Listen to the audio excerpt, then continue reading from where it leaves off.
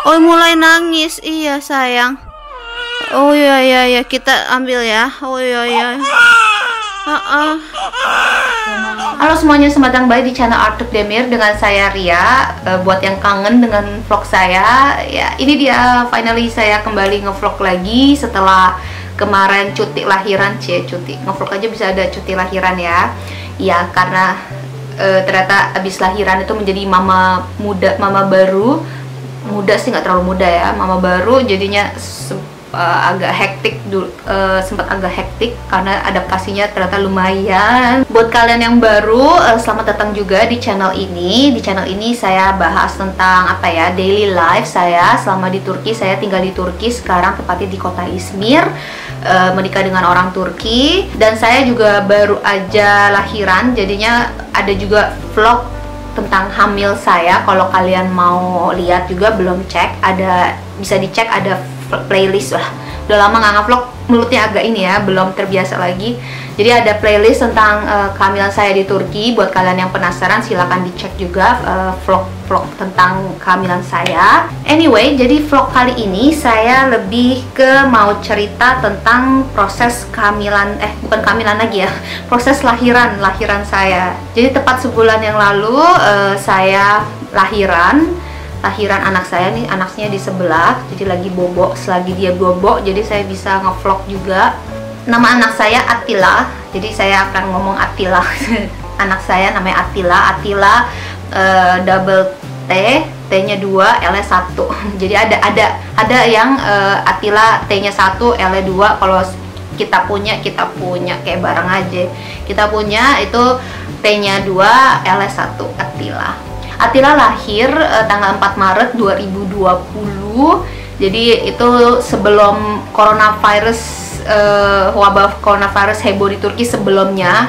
Jadi untung sebelumnya, jadi dia udah lahir baru seminggu kemudian, 2 minggu kemudian setelahnya itu coronavirusnya itu lumayan bikin orang Turki panik ya. Jadi dia itu lahirnya itu sebenarnya pada minggu ke-37 lebih 5 hari.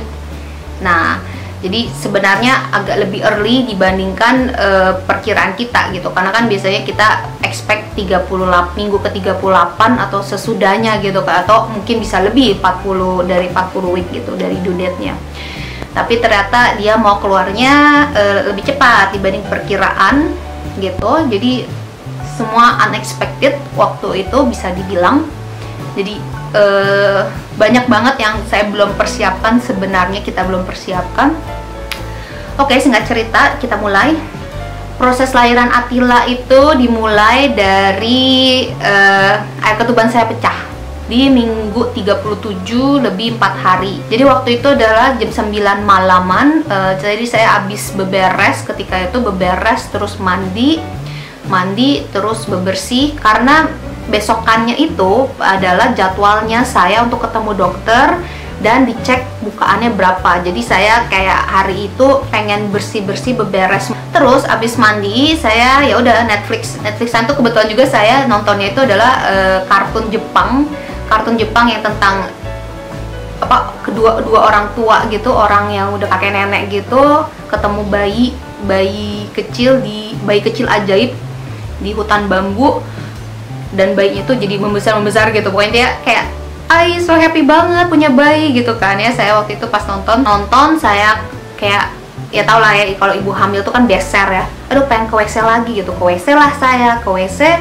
Habis itu keinget untuk, oh ya belum bersihin kuping, mari deh kita bersihin kuping juga kan. Ambil cotton bud, terus kembali ke ruang tamu, duduk nonton lagi bersih-bersih gitu. Tiba-tiba kok kayak pengen kebelet pipis lagi gitu, atau gimana ya, kok kayak basah gitu.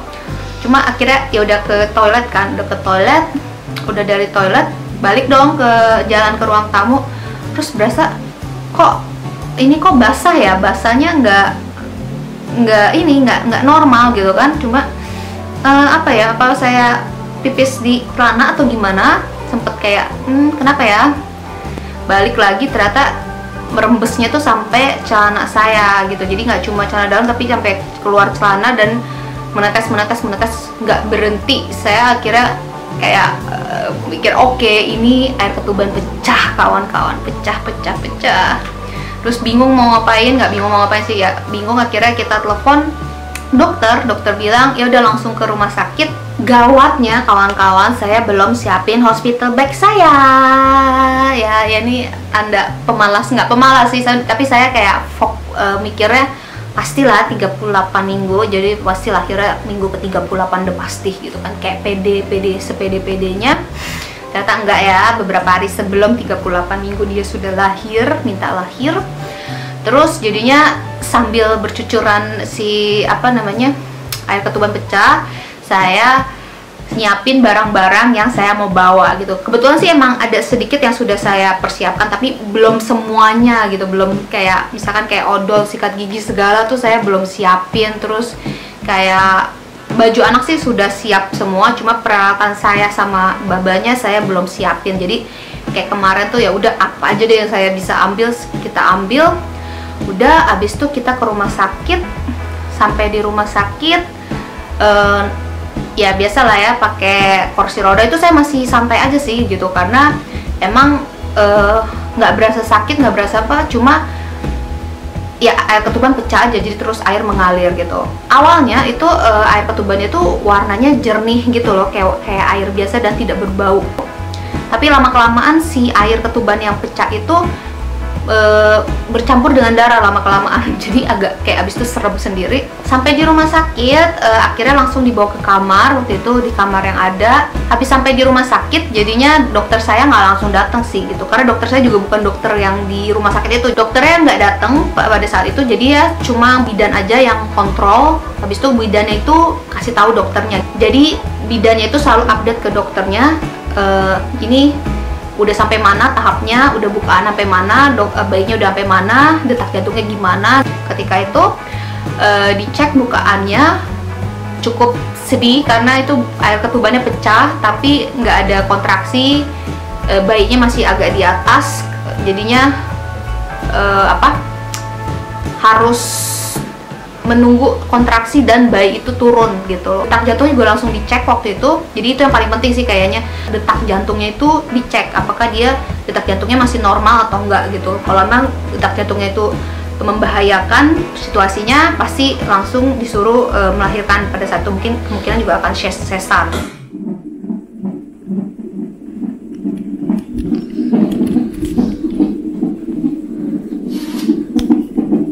Pada saat itu walaupun saya emang belum ada kayak kontraksi dan segalanya, karena detak jantung bayinya juga sehat, tapi waktu itu detak jantungnya juga bagus, jadinya dokter menyarankan buat menunggu gitu loh, dan induksi. Akhirnya kita induksi itu kalau buat yang belum tahu, itu induksi itu kayak di push gitu loh, supaya dia keluar kontraksi, jadi bukaan, terus si babynya itu jadi mau ke bawah gitu. Jadi itu namanya induksi lah, di push babynya supaya mau keluar gitu intinya. Jadi ya induksinya itu dengan dikasih serum. Jadi serumnya itu ditaruh di sini di tangan. Serumnya itu memicu untuk kontraksi dan juga bukaan. Kontraksi dan bukaan itu berarti sakit. Jadi itu yang bikin sakit. Jadi awalnya saya fine-fine aja, tapi lama-kelamaan karena dikasih serum itu mulai sakit, mules. Bukan mules ya, lebih ke sakit. Saya rasanya kayak nggak mules. Kalau mules kan kayak gitu kan, tapi kalau ini lebih ke sakit gitu kan. Jadi jam 12 malam itu disuntikin serum untuk dia bantu bukaan kontraksi. Habis itu katanya tunggu 2 jaman kita lihat hasilnya akan seperti apa gitu. 2 jaman ditunggu, ternyata baru bukaan 1. Itu pertama kali saya cek bukaan, dan itu sakitnya nggak tahu ya apa karena emang ditambah kontraksi jadinya sakit juga. Tapi itu cek bukaan tuh bener-bener saya bener-bener benci banget cek bukaan, terus kayak gitu kan. Anyway, dicek bukaannya masih 1, katanya agak sedih, dan posisi bayi juga katanya masih di atas gitu. Terus bidannya juga agak ngomongnya tuh somehow bikin saya agak negatif gitu loh, bikin saya agak pesimis gitu. Ya ini penting banget ya buat kalian yang mau lahiran, kayak harus ada environment yang mendukung, yang positif. Kalau misalkan kayak ketemu bidan kayak kemarin, saya tuh bawaannya emosi terus gitu loh. Untungnya si bidan itu cuma kerja sampai malam itu doang, pagi ganti shift. Jadinya pagi itu shiftnya bidannya positif banget, bantu banget, oke banget. Di anyway, interupsi aja tentang si bidan yang saya nggak suka. Terus akhirnya jam 2 itu kan baru bukan 1.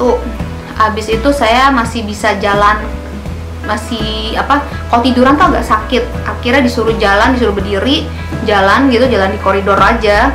Kalau di rumah sakit itu enakan, jadi kayak lebih nyaman gitu loh somehow. Nah, abis jalan yang udah enakan gitu, saya akhirnya mencoba untuk tidur. Nggak pulas sih gitu, cuma masih bisa kayak merem, kayak merem, habis itu kayak ya udah tenang gitu, bisa gitu. Terus tiba-tiba agak kebangun sekitar jam 3-4an gitu, kebangun kok ini mulai sakit ya. Kayak jam 3 deh, saya jam 3 mau ke jam 4 itu mulai kebangun. Wah, kok nih sakitnya mulai nggak enak ya, aduh gitu. Oh my god, gak enak banget gitu. Akhirnya kayak disuruh jalan lagi gitu, supaya mungkin posisinya biar enak, kita jalan gitu, disuruh sama bidannya. Ini jalan pun tidak enak. Jadi awalnya kan yang pertama itu masih enak ya, habis jalan kayak lebih enak kan. Ternyata pas yang kedua kali, shift yang kedua itu nggak enak banget. Mau ngapain aja posisinya nggak enak. Mau duduk kayak mau tengkurap kayak mau jalan, mau ngapain tuh pokoknya posisinya udah nggak enak, udah sakit, udah kayak nangis, kayak langsung minta ini tolong diselesaikan aja, minta sesar lalala gitu. Pokoknya intinya gitu. Terus sampai jam 5 itu saya inget itu juga masih sakit, dan dicek sama bidannya bukaannya, terus ternyata bukaannya masih kayak cuma nambah 0,5, jadi total 1,5 bukaan gitu kan. Kayak kesel ya, udah berapa 5 jaman tapi cuma bukaan 1,5 tuh kayaknya sedangkan kita boleh kan bukaan 10 gitu kan. Posisi bayi juga harusnya di bawah, ini posisi bayi juga masih di atas, bukaannya masih 1,5, saya harus ke 10. Jadi kayak nggak masuk di akal buat saya untuk menunggu sampai bukan 10 tuh sampai kapan gitu kan. Terus akhirnya saya kayak udah frustasi banget, terus kayak mikir, kayak nenangin diri, ya udah nih jadinya saya mau gimana, saya udah nggak tahan banget. Akhirnya saya bilang kayak saya minta sesar sekarang juga gitu kan. Jam 6 itu saya udah kayak ya udah kita minta sesar gitu. Tapi si bidannya kayak enggak, ini kita nunggu dokter aja. Dia dokter baru datang jam 8 gitu kan, baru datang nanti jam 8 katanya. Saya jam 8 nunggu sampai jam 8. Saya mikirnya ya udah nih, tunggu sampai jam 8, kita pikirin saya benar-benar mau sesar atau mau lahiran normal dengan menunggu. Rasa sakitnya makin sakit. Terus saya udah nggak tahan banget. Akhirnya jam 8 kurangan itu saya kayak, mana dokternya gitu kan, mana dokternya yang mau datang, kok nggak datang. Saya kayak kesel banget saat itu, padahal udah jam 8 kurangan gitu, masih dokternya belum ada. Akhirnya saya kayak ya udah telepon aja dokternya. Jadi awalnya tadinya saya masih kayak sabar gitu, tapi kayak udah cepetan ambil bayinya, saya udah nggak mau sakit lagi, intinya udah selesai gitu kan, pengennya selesain aja. Akhirnya kita telepon dokternya, terus saya bilang kayak udah saya mau sesar aja, cepetan datang ke sini, kita langsung ambil bayinya, saya udah nggak tahan gitu kan. Terus tapi dokternya kayak, tenang Ria, tenang, jangan panik, jangan kayak gini, karena sebenarnya itu babynya udah on the way buat lahir normal gitu kan. Terus saya kayak udah on the way, on the track, jadi on the good track gitu loh, udah track yang benar gitu buat lahir. Kayak gimana ceritanya itu, katanya masih di atas. Terus bidan yang saya kesel itu ya, bilangnya kan masih di atas gitu kan. Terus bukaannya juga baru bukaan 1,5. Terus kayak how could it be on the track gitu kan.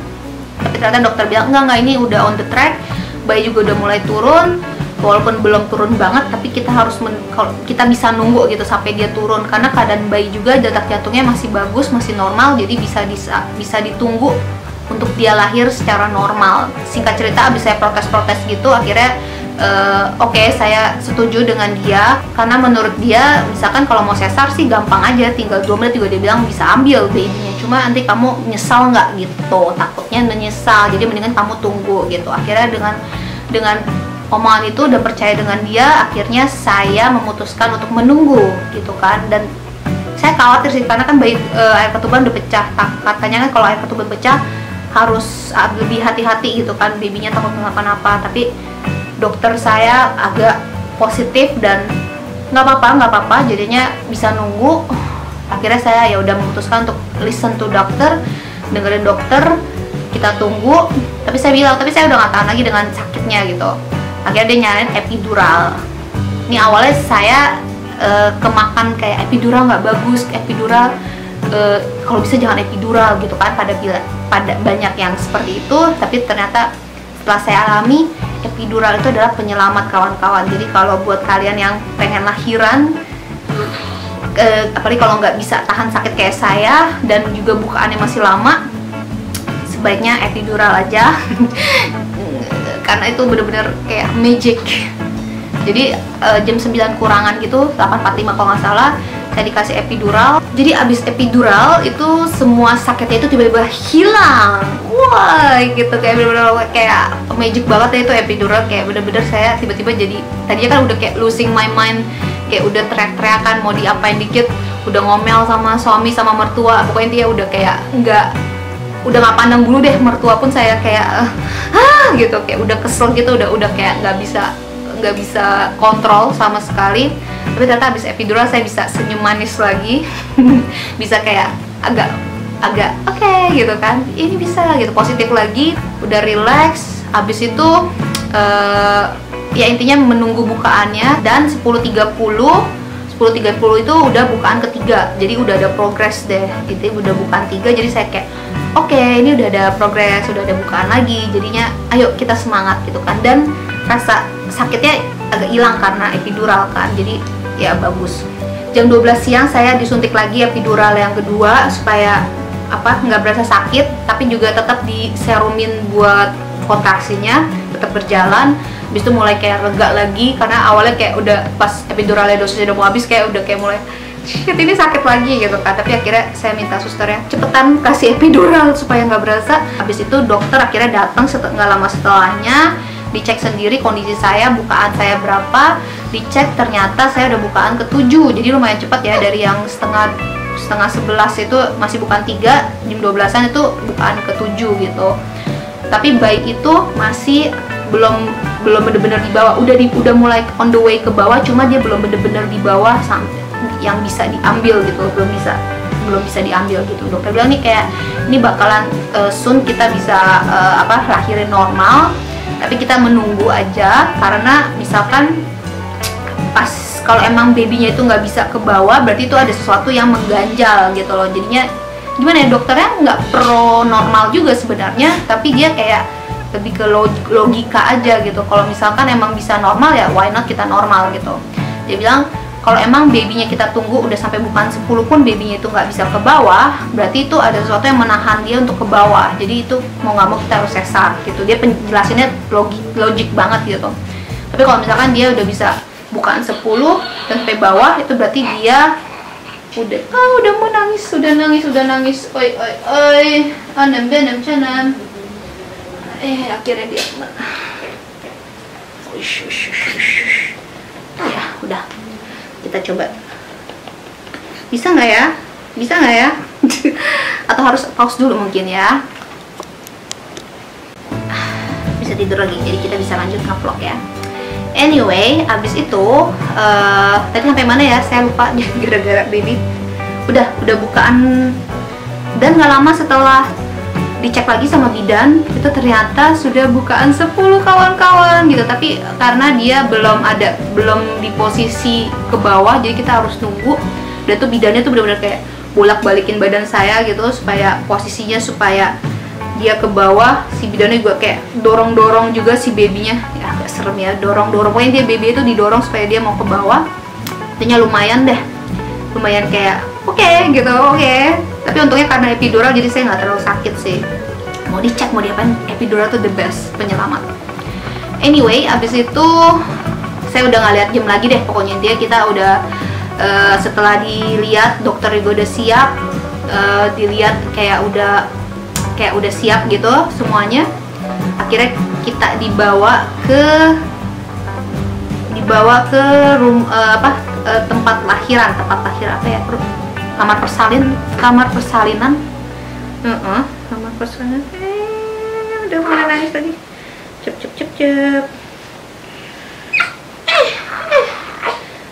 Oi. Ini dia Atila. Kita lagi cerita tentang kamu, Nak. Tapi bahasa Indonesia ya. Ya. Oi, kayaknya kita harus stop dulu. Say hi.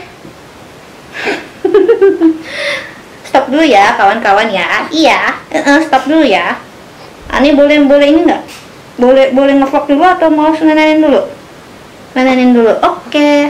Balik lagi setelah abis nenenin bentar dan sekarang babanya udah mengambil alih, jadi saya bisa lanjut lagi ceritanya. Dari tadi sampai masuk ke kamar persalinan.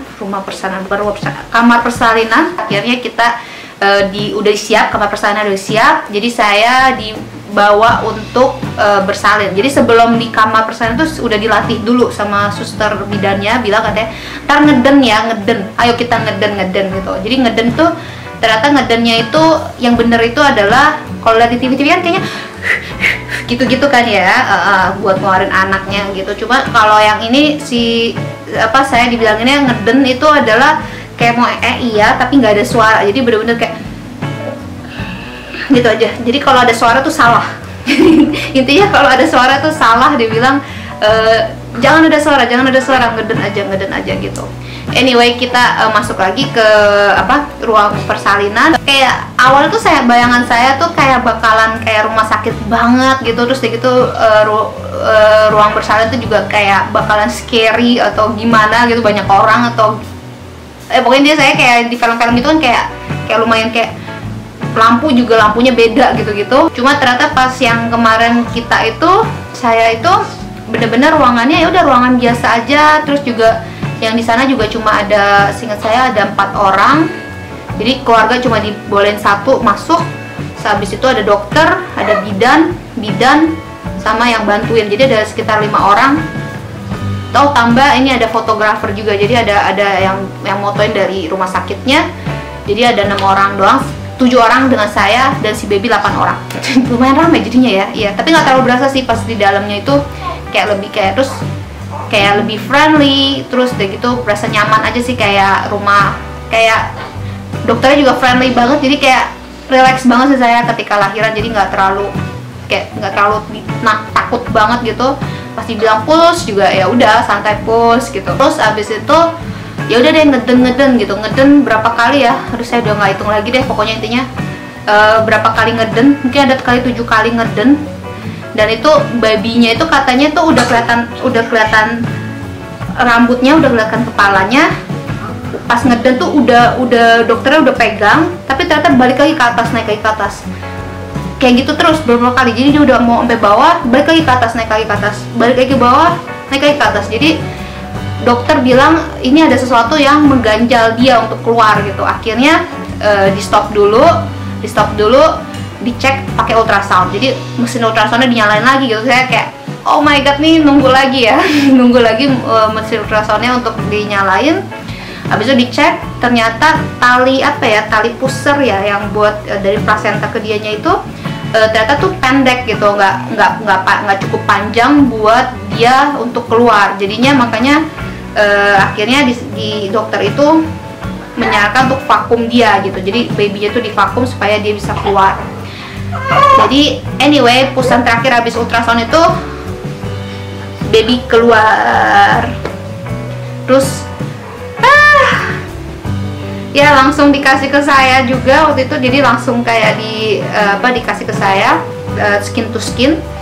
Terus dokternya sambil ngejahit, saya sambil megangin anak. Syukurnya semua lancar. Jadi Atila itu lahir jam 3:12. Lama setelah itu dokter bilang katanya bentar diambil babynya untuk dicek kayak berat badannya, panjangnya. Habis udah selesai itu sekitar 10 menitan lah mereka ngambil, habis itu dibalikin lagi ke saya. Udah selesai, semua proses sudah selesai. Ya udah kita dibawa ke kamar saya lah, kamar kita. Ya babynya itu bener-bener pakai baju juga pakai baju yang dari kita. Terus setelah itu juga di kamar kita aja dikasih ke kita, jadi kita yang ngerawat dia selanjutnya gitu. Kalau di Indonesia kayaknya ditaruh di ruang bayi ya gitu, jadi entar kalau dinenenin baru datang gitu. Kalau ini enggak, jadi benar-benar kita abis lahiran ya udah baby itu terus-terusan sama kita gitu. Bajunya juga ada baju kita yang kita bawa dari rumah, baju kita sendiri dipakein ke baby. Jadi semua itu serba mandiri aja gitu loh. Walaupun tuh kita kemarin tuh private ya, bukannya deflet public ya. Jadi tetap semuanya sendiri gitu, tapi emang lebih nyaman sendiri punya sendiri sih, apalagi kayak zaman virus gini ya, kita nggak percaya, nggak sebisa mungkin pakai barang sendiri dibanding pakai barang publik. Atila, halo, ini nih Atila, iya baru lahir ya? Berapa lama lahirnya? Oh iya, mau ngomong apa sayang? Halo, Popo. Iya. Ngapa tadi dicium ya? Dicium sama suster ya? Nggak suka ya dicium tadi ya? Syukur-syukur. Mau diapain lagi ya kita ya? Iya. Mau diapain lagi ya kita ya? Iya. Wih.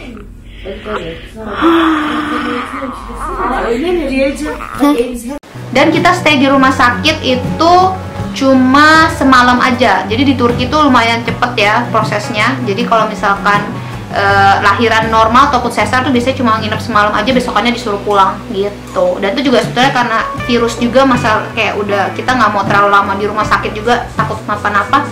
Jadi cukup baik untuk kita cuma stay di rumah sakit 1 malam aja ketika itu. Intinya begitu sih kalau untuk cerita kelahiran si Atila, baby kita. Apalagi yang perlu saya share ya, kita kalau ada yang kelupaan saya share lagi, tapi untuk singkatnya kira-kira begitu. Ya udah, segitu aja vlog dari saya untuk cerita tentang lahirannya Atila. Ini kalau ada yang saya keinget atau misalkan ada yang pertanyaan atau gimana, silahkan tulis di bawah, nanti saya akan jawab di next videonya. Next video mungkin akan saya share juga the next stepnya abis lahiran tuh apa lagi. Wah, lebih banyak lagi drama yang drama yang sebagai orang tua baru. Buat kalian yang soon akan melahirkan, good luck. Ya positif aja ya. Seakan-akan saya kayak itu positif. Susah sih positif kalau misalkan sakit gitu, tapi tetap stay positif dan semangat. Apalagi kalau buat yang pas era-era coronavirus ini harus lahiran, pasti agak stres ya dengan keadaan, karena di mana-mana maskeran atau harus jaga sama orang, takut kena atau gimana. Tapi ya saya berdoa yang terbaik buat kalian, semoga kita semua sehat selalu, dan sampai jumpa di video berikutnya. Terima kasih sudah menonton. Dadah. Dadah Atila di sana, dadah. Bit deh. Hoş geldin aramıza. Ne oldu? Uyandırdık bu seni.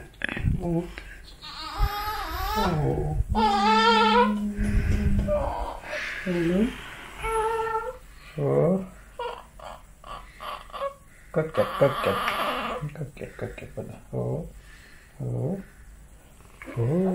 You wanna eat ma? Uykusu var benim oğlumun. Uykusu var benim oğlumun.